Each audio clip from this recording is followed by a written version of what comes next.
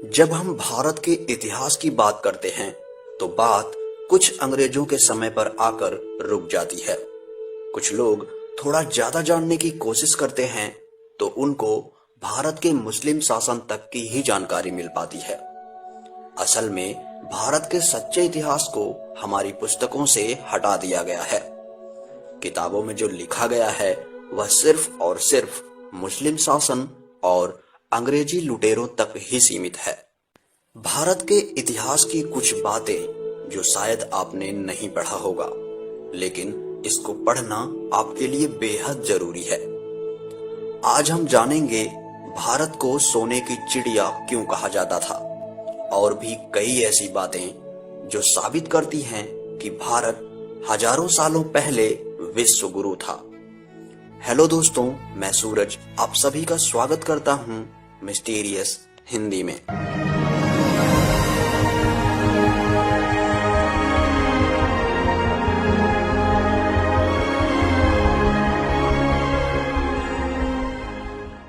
भारत व्यापार में सबका बाप था।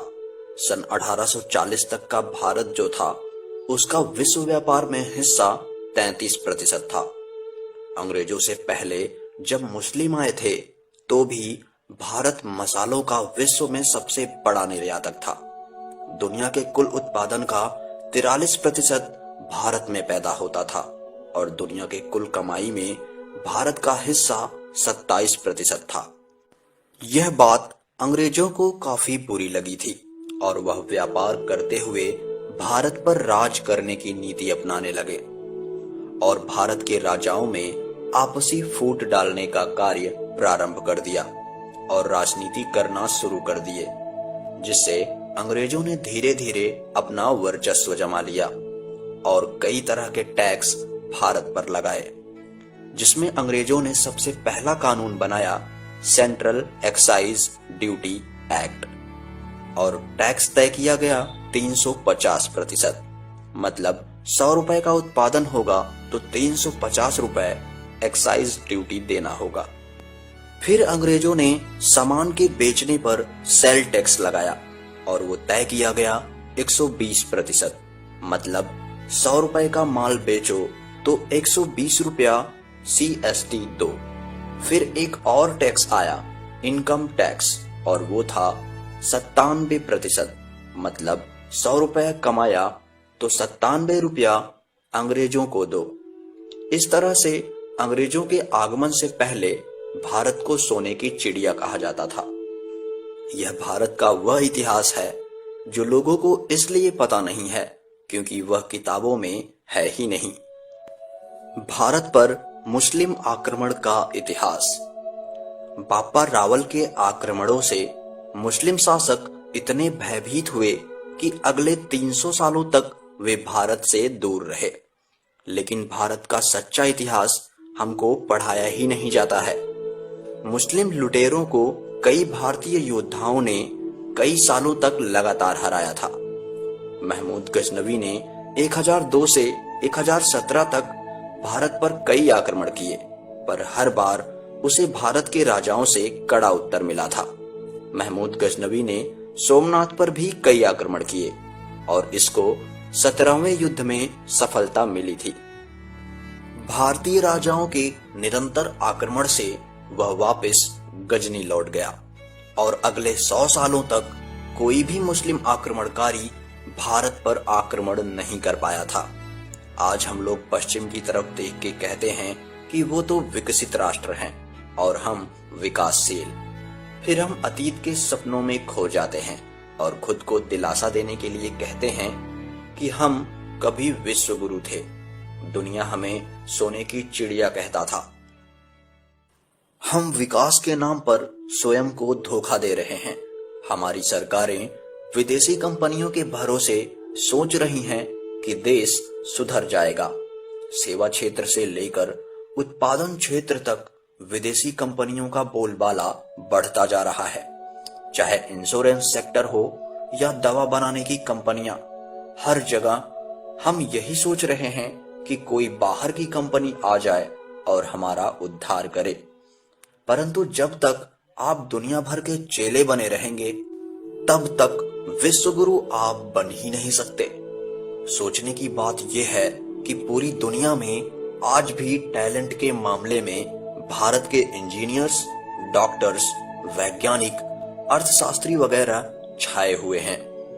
अगर वो अमेरिका और ब्रिटेन को विकसित राष्ट्र बना सकते हैं तो हिंदुस्तान को क्यों नहीं। समस्या ये है कि हम अपने टैलेंट और अपने पुराने स्टाइल पर भरोसा ही नहीं कर रहे हैं। हमें लगने लगा है कि विकास का एक ही रास्ता है जो पश्चिम के देशों ने अपनाया है, और इसीलिए हम भी आंख बंद करके उनका अनुसरण करने लग गए। अब तो भारत में विदेशी विश्वविद्यालय भी खुलने वाले हैं। हम भूल गए कि नालंदा और तक्षशिला जैसे विद्यालय ने दुनिया को उस समय ज्ञान दिया जिस समय ऑक्सफोर्ड और कैम्ब्रिज के बारे में किसी ने कल्पना भी नहीं की होगी। साथियों, भारत को सोने की चिड़िया इसलिए नहीं कहा जाता था कि हमारे यहाँ कोई बहुत बड़े बड़े कारखाने हुआ करते थे, कोई टाटा या अंबानी की तरह बड़े बड़े उद्योगपति हुआ करते थे। वास्तव में हमारे यहाँ घर घर में उद्योग और घर घर में उद्योगपति हुआ करते थे, यानी कि लघु उद्योगों का जोर था। हम कपास, काली मिर्च, गरम मसाले, अनेक प्रकार की धातुओं से बने औजार आदि दुनिया भर में भेजते थे और बदले में वहां से सोना लेकर आते थे। इसीलिए हमारे यहाँ का गोल्ड स्टोर बढ़ गया था। हिंदुस्तान में इतना सोना इकट्ठा हो गया जितना दुनिया के किसी भी देश में नहीं था। यही वजह थी कि हमें दुनिया सोने की चिड़िया कहने लगा। और एक खास बात यह थी कि ये सारा सोना किसी एक सरकार के पास नहीं था, बल्कि सामान्य रूप से जनता में बटा हुआ था। इसके पीछे कारण यह था कि घर घर में उद्योग हुआ करता था और घर घर में उद्योगपति। भारत की सभ्यता कुछ 9000 साल पुरानी है। इतनी पुरानी सभ्यता आज तक अपना वजूद बचाए हुए है। इसमें जरूर कुछ बात है। सनातनी सभ्यता ने विश्व का मार्गदर्शन किया है। हमारे शास्त्रों से ही विश्व ने चलना सीखा है। भारत के वेद हजारों साल पुराने हैं और पूरे विश्व ने इन्हीं वेदों का अनुसरण किया है। विज्ञान हो या फिर ब्रह्मांड, तकनीकी हो या फिर धर्म, सभी बातें आपको भारत माता के इतिहास में सबसे पहले मिल जाएंगी। विज्ञान की बात करें तो जहाज जैसी चीजें रामायण और महाभारत में मिलती हैं। परमाणु अस्त्र शस्त्र भी आपको वेदों में मिलते हैं। लेकिन निराशाजनक बात यह है कि किताबों में भारत को गरीब और अनपढ़ बताया गया है। भारत का झूठा इतिहास किताबों में लिखा गया है।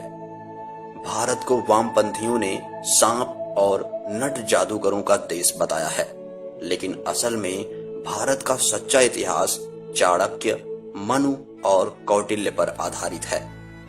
यहाँ सपेरों का इतिहास नहीं, बल्कि मंगल, सूरज और चांद तारों की हैरान करने वाली रहस्यमयी बातें बताई गई हैं। भारत ने जीरो का आविष्कार किया है और सौर ऊर्जा की बातें हजारों सालों पहले भारत में बताई गई हैं। असल में अब आवश्यकता यह है कि भारत के सच्चे इतिहास को फिर से एक किया जाए और हमारी आने वाली पीढ़ियों को पढ़ाया जाए, ताकि भारत एक बार फिर से विश्व गुरु बन सके। दोस्तों, मैं चाहता हूं कि आप लोग यह वीडियो अपने सगे संबंधियों और दोस्तों से जरूर शेयर करें।